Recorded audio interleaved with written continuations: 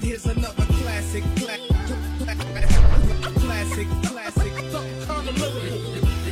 The definition of hip hop. Hip hop. Here's another classic.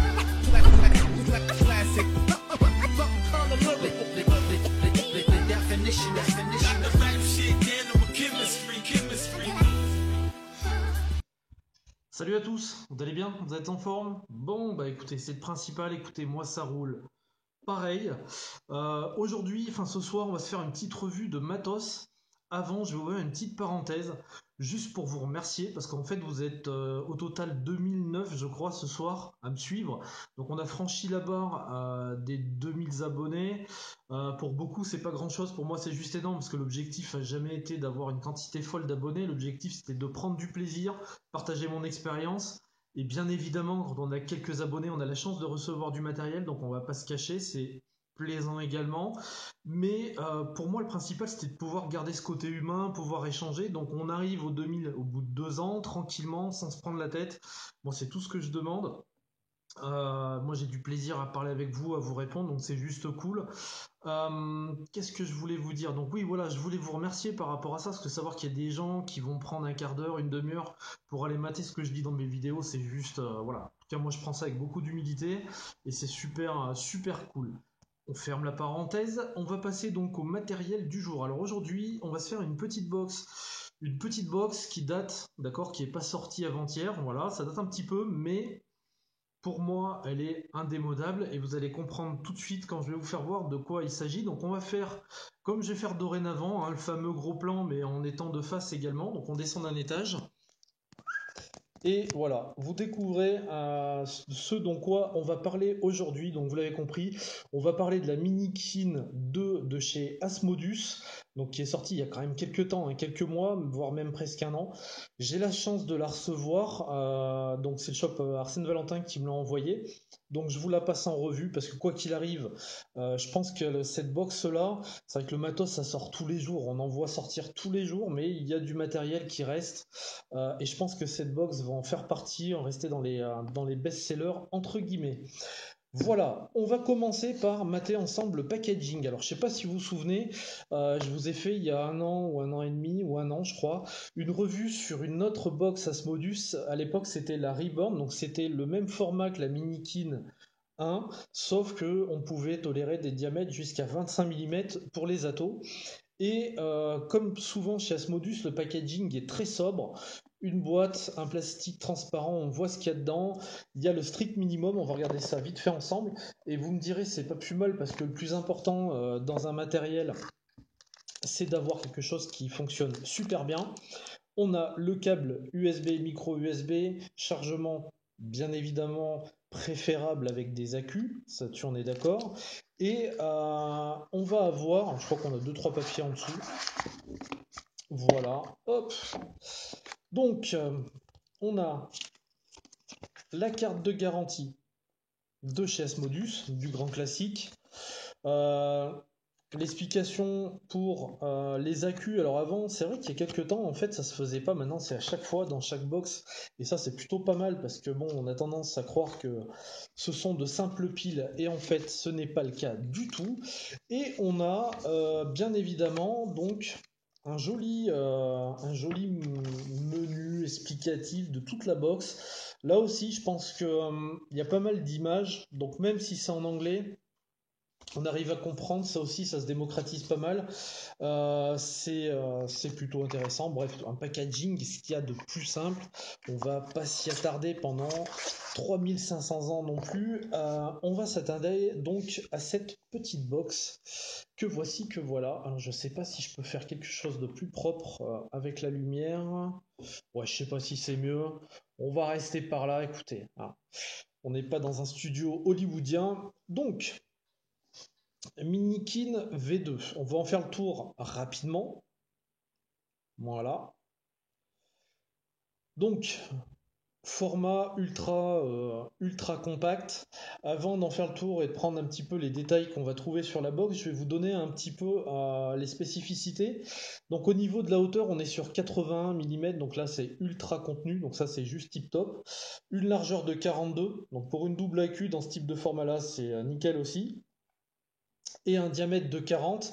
Alors attention, 40, mais il y a quand même un arrondi sur le bord, donc qui va pas nous permettre de mettre des atos en 30 par exemple, même s'il y en a très peu. C'est une box en double AQ, c'est une box qui va prendre tous les contrôles de température, NI, TI, SS, qui va aller jusqu'à 180 watts, et donc qui va accepter des résistances de 0.1 à 2.5 ohms. Petite précision, s'il en est, au niveau de la puissance, ce qu'il faut savoir, c'est quand on est en mode power, on peut aller chercher les 180.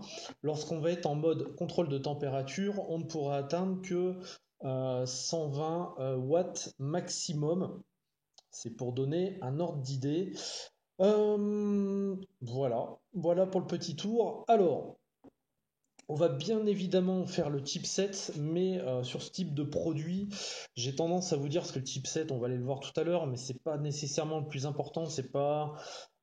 voilà, en général, on change de réglage quand on change d'atto, qu'on soit en contrôle de temp ou qu'on soit en puissance, on aime bien avoir notre tranquillité, on règle notre puissance, on va, et terminé. Avant de voir tout ça, on va quand même faire le tour, donc...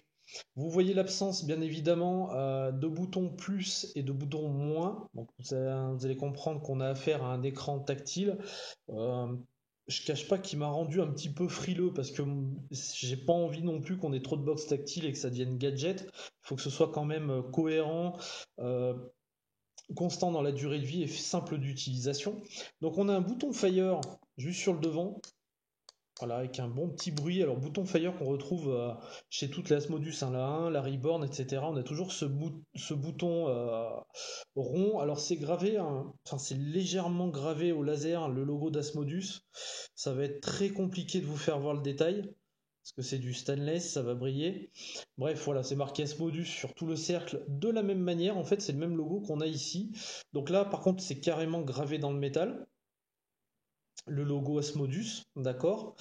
On va avoir donc le câble, le micro USB. Alors bien sûr, surtout pour les box, les accus, chargez bien sur des chargeurs, c'est largement préférable. Mais bon, ça permet de faire également les mises à jour. On voit quand même que le format est ultra compact, hein, vous voyez. Donc c'est quelque chose de relativement discret. Ça monte à 180 watts. Un pin 510, comme d'hab, chasse modus ultra simple, un pin flottant discret mais qui fonctionne très bien. Au cul, on retrouve donc les petites normes, les petites mentions spécifiques, les trous de dégazage. Alors, vous en voyez qu'il y en a très haut, donc il va y en avoir pour la partie du chipset et les deux autres pour la partie des accus. Sur les côtés, rien de spécial, mis à part donc les petites encoches que vous voyez là pour retirer la trappe qu'on va retirer. Alors, la trappe, je vous le dis tout de suite, voilà, ça bouge pas une oreille, donc c'est très qualitatif. Donc, vous retirez votre trappe. Vous avez deux aimants, d'accord, un en haut, un en bas, qui font parfaitement le job. C'est juste nickel. À l'intérieur, donc on va retrouver de quoi mettre nos deux accus, donc qui sont en série, bien évidemment. Donc moins, plus et plus, moins, d'accord, avec la petite lanière. Donc on va pas se priver de mettre nos accus. Donc simple hein, pour mettre les accus. Comme ceci, donc la première, vous suivez ce qui est marqué, le positif en haut, et comme c'est de la série, et ben pour le second, ça va être négatif en haut également.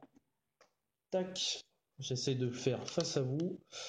Voilà, et on a mis nos accus. Donc, on remet ça, le capot, et on n'en parle plus, ça bouge plus une oreille, ça se détache pas malgré le poids des accus, ça fait le taf. Comme n'importe quelle box, maintenant vous le savez tous, on appuie 5 fois pour l'allumer, le petit logo Asmodus qui apparaît et notre écran. Alors, je vais essayer de me mettre voilà, de façon à ce qu'il n'y ait pas trop de contre-jour pour que vous puissiez voir un petit peu ce qui se passe au niveau du menu. Alors tout à l'heure, j'avais trouvé un angle où j'avais pas trop de lumière pour pas que ça vous gêne. Ouais, on va rester par là. Donc, pas de plus et de moins. batterie allumée, donc on va voir la charge des deux accus séparés qui est ultra précise. On va avoir les résistances, le voltage envoyé quand on est en mode puissance avec du wattage, un compteur de puff, ouais, un minuteur enfin, sur la durée du puff, d'accord, et en dessous le mode utilisé. Au niveau de l'écran tactile, c'est ultra simple. En fait, vous avez un slide à faire. Voilà. Et vous rentrez dans le menu. Alors attendez, il m'est rentré directement dans le menu. On va attendre un petit moment parce que normalement la lumière se calme un petit peu. Voilà. Et là, vous pouvez voir ce qui est dans le menu. Donc la résistance, le mode et les outils, le setup, donc faire les différents réglages. On va revenir au départ déjà et je vais vous faire voir tout simplement comment ça fonctionne et comment ça se verrouille. Si je viens là, je peux par exemple, je vais y arriver, voilà, je le fais à l'envers. Donc en cliquant sur mes watts, plus et moins, je peux faire mon réglage. La réponse tactile est vraiment efficace, comme vous pouvez le voir, c'est pas non plus ultra compliqué, d'accord. Je valide en faisant Fire. Petite précision à savoir, si là je la déverrouille, juste le fait de faire ça, ça va la reverrouiller. Donc c'est-à-dire qu'après vous pouvez mettre la main dessus, il n'y a rien qui va se passer. Voilà, à partir du moment où vous ne faites pas glisser.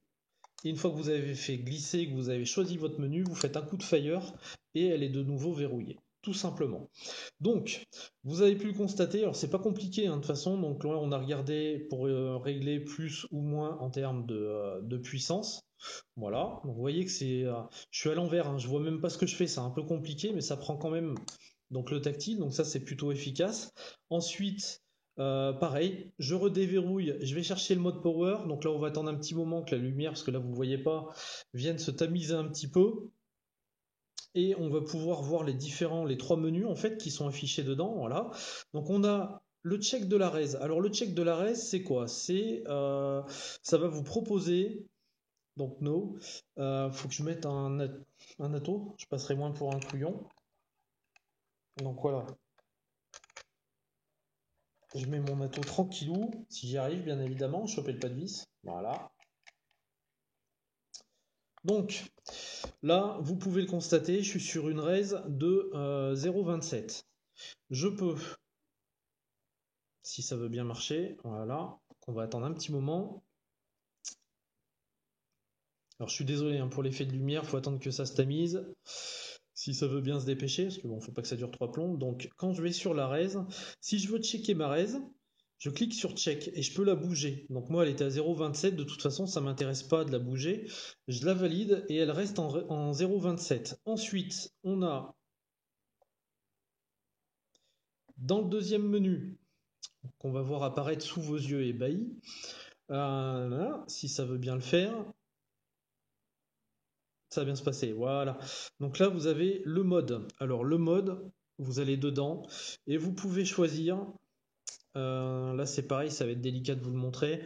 Ça va se tamiser un petit peu.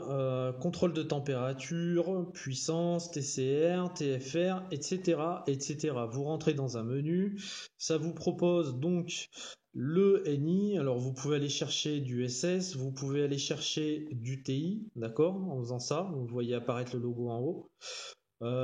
Et vous validez ce que vous souhaitez tout simplement. Et une fois que vous êtes là-dessus, vous avez validé, vous passez en contrôle de temp et vous avez temp affiché juste en dessous. Vous avez vu entre temps, j'ai fait un fire, elle s'est verrouillée, donc pas moyen de rentrer dans le menu.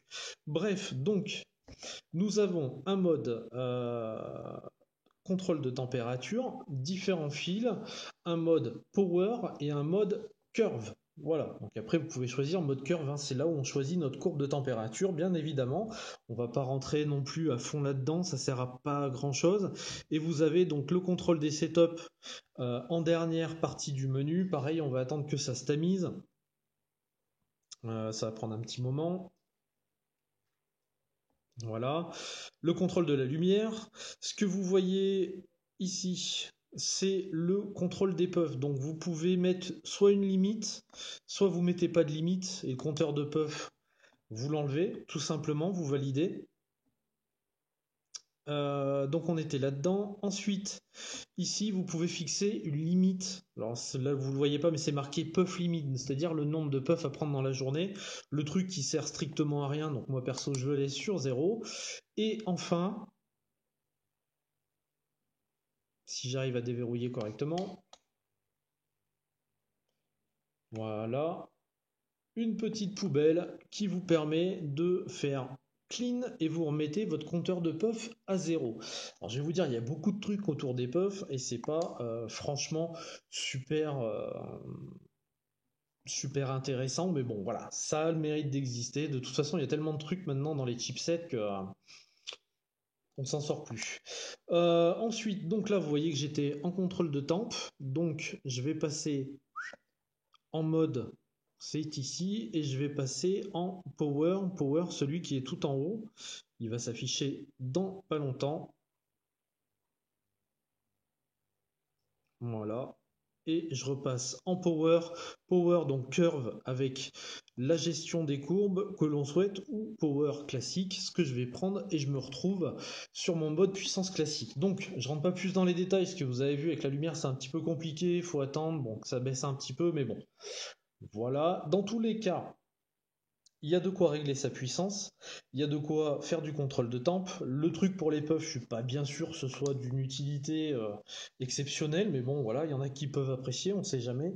Ce qui est très important par rapport à ce type 7, déjà ça va être la qualité du signal qu'il va envoyer, donc ça on va y revenir sur ma face, et également le fonctionnement de ce tactile qui est pour moi efficace. Voilà, on peut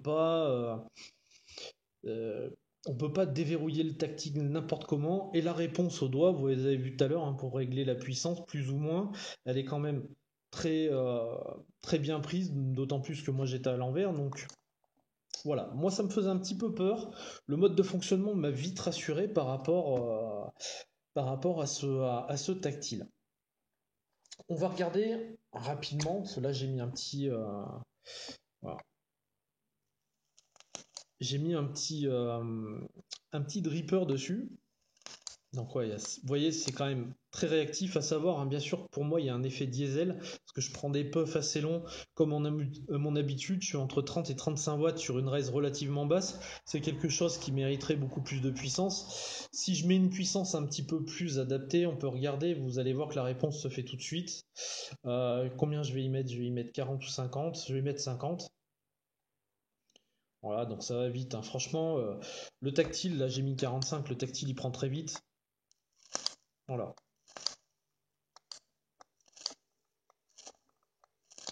Donc la réponse, elle est quand même ultra efficace. Je peux même monter un peu plus parce que je suis un psychopathe sanguinaire.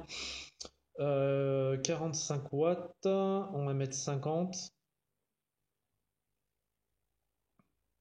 Donc quand vous restez appuyé sur le tactile, en fait, hein, ça défile beaucoup plus rapidement. Quand vous restez appuyé sur le plus ou le moins, vous faites le fire, ça valide. Voilà. Donc là, on est sur une puissance qui est un petit peu plus... ça me fait quoi? Ouais. Je suis à 3,80, quoi. On va dire un AQ en fin de charge.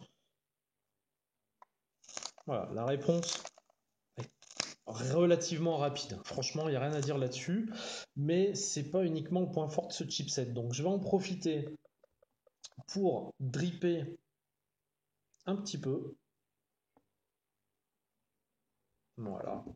Petit coup de projet Lenny, ça faisait un petit moment que je l'avais pas vapé en die là. Donc, on va repasser sur ma face et puis on va voir un petit peu comment ça vape. On va voir un petit peu ça. Allez, tac, de retour donc sur ma ganache. Bon, par contre, je vous le dis tout de suite, je vais virer les 50 watts parce que c'est carrément pas ma cam. Je vais redescendre à mes petits 33 watts. Alors du coup, je suis descendu à 19 là, donc impeccable. Alors, quoi vous dire sur cette box? Je me retrouve quand même, et c'est une sensation que j'ai, hein, par rapport aux box classiques.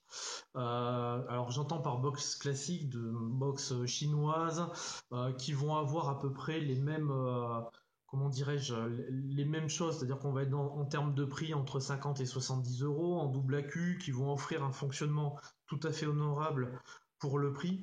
Euh, Qu'est-ce qu'on a de plus là-dessus? On va avoir déjà la finition. La finition chez Asmodus, c'est un truc, pour moi, hein, c'est un truc de malade. Tout est propre. Vous me connaissez maintenant. Dès que j'ai quelque chose, je le fais tomber. Elle est tombée 3 fois déjà. C'est un de malade, je sais pas comment je me débrouille, mais bon, bref.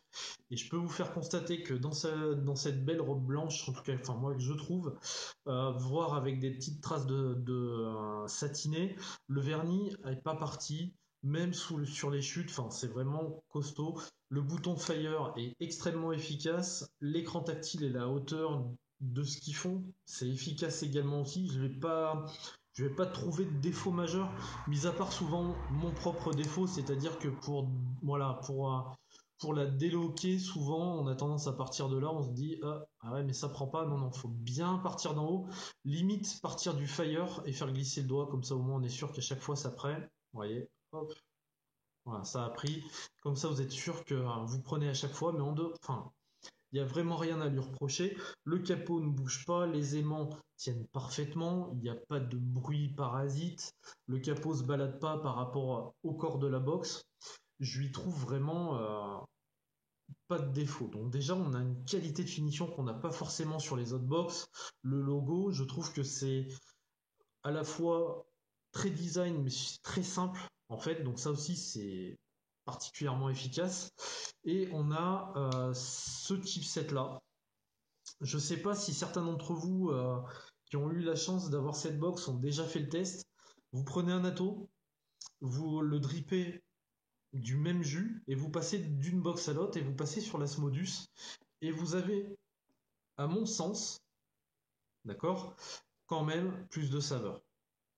À mon sens, je sais pas comment ils se démerdent, je sais pas le pourquoi du comment. En tout cas, moi, je pars d'une box classique, une Whoopoo, une n'importe quelle box, une Vaporesso, voilà, qui est en double AQ, qui offre à peu près la même chose. J'ai des bonnes saveurs, c'est une excellente box. Quand je suis là-dessus, je découvre encore d'autres choses. Donc c'est que la qualité du signal et que la qualité de la vape les deux sont parfaitement maîtrisés. Donc on a une vape extrêmement lisse pour de l'électro. On voit comment que ça vape, rapido.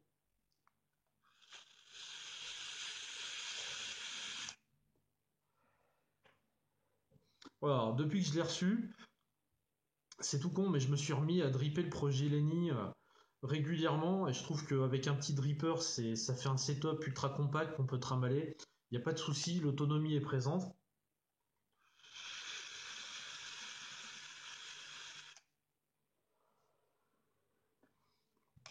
C'est une box qui va envoyer ce qu'on lui demande, tout simplement.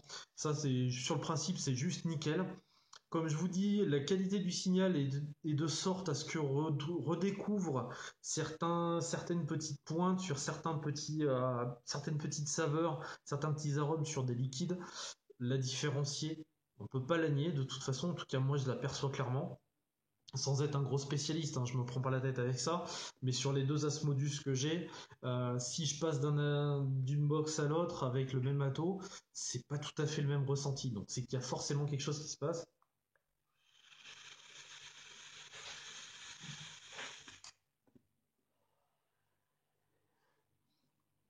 Ça va impeccablement, il n'y a rien à dire, franchement ça marche très très bien.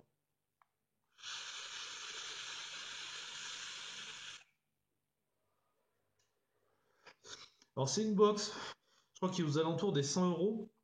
Après, là par exemple, c'est Saint-Valentin qui me l'a envoyé. Je sais pas combien ils la font, mais je crois qu'ils la mettent en dessous. Donc c'est quelque chose que vous pouvez trouver à 90, un petit peu en dessous. Et je pense que c'est un investissement qui en vaut réellement la peine. La Reborn, je l'ai depuis 1 an et demi. Pareil, hein, je l'ai traînée partout. Elle est tombée, elle est machin. Elle n'a pas bougé. Le revêtement est de qualité.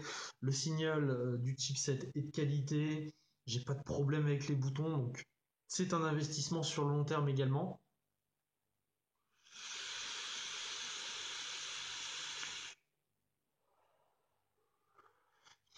Alors ça, je peux vous dire que quand on a du matos qui sort tous les 4 matins, on a tous envie de se jeter sur la dernière box qui sort. Et on a tendance à mettre, ouais, je mets 40-50 pour celle-là, le mois d'après, je mets 40-50 pour celle-là, ou pour tel ato, parce que ça vient de sortir, ça déchire, etc. Là, on est sur un produit qui est au tarif plus élevé. Par contre, on évite d'acheter les trucs qui viennent de sortir en coup de cœur. Et on prend ça, c'est une box qui a déjà 1 an. On la voit régulièrement, clairement, faut pas se voiler la face. C'est pas pour rien. Donc je pense que c'est un investissement qui en vaut largement la peine.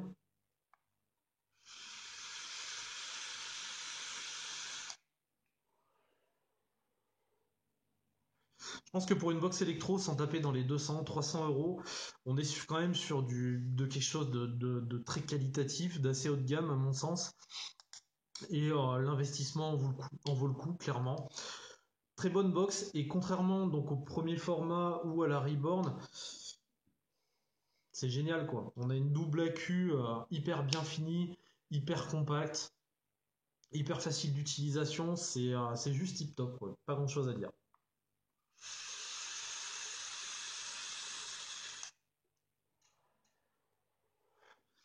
On va faire rapidement les points négatifs, points positifs.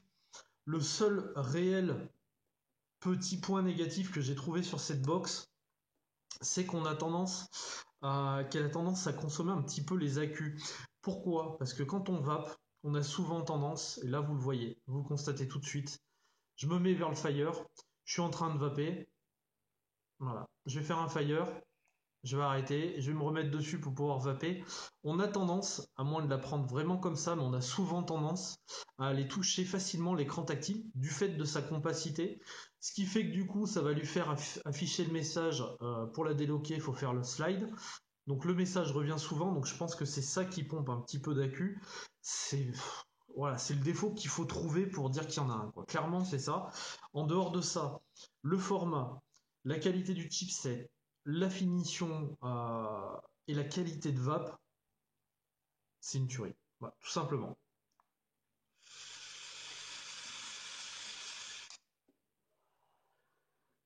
C'est une tuerie, on retrouve vraiment ce qu'avait fait Asmodus avant, sauf qu'on trouve un format plus compact, quelque chose de plus adapté aux atos d'aujourd'hui, quelque chose qui se prend en main plus facilement.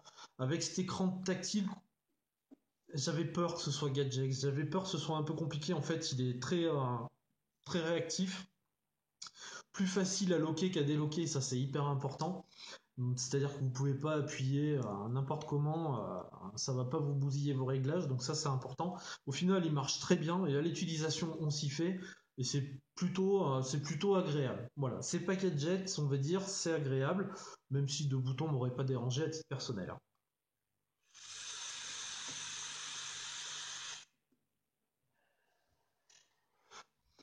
Voilà pour ce.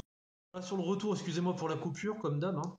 Sur le retour que je peux vous faire sur cette box, je ne peux que vous la conseiller. Si vous achetez, comme on est tous un petit peu, hein, quand on est vapoteur avancé, on a toujours envie d'acheter le dernier truc qui vient de sortir. On va se dire qu'à 50 balles, il est abordable et qu'on va en prendre, allez, on va s'acheter 3-4 box dans l'année. Euh, Économisez-en deux et prenez-vous ça. Et je peux vous dire, vous aurez du mal à la lâcher, même si vous en avez d'autres à côté qui sont très bien. Voilà, pour moi, c'est vraiment en électro, sans rentrer dans des tarifs de ouf, sans parler de produits faits main ou avec des finitions très spécifiques sur de la résine, etc.